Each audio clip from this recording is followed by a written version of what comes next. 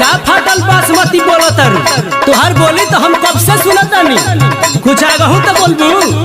तारा ऊपर एगो कंप्लेन बा। का कंप्लेन बा? जब सुततनी तब आवाज आवता रात में। ऐसा बात बा? कैसन आवाज आवता हो? लहसुन खाना खा के जाके जब पलंगिया पर सोई, खाना खा के जाके जब पलंगिया पर सोई, जब बजे 12 रात पलंग करे चोई चोई।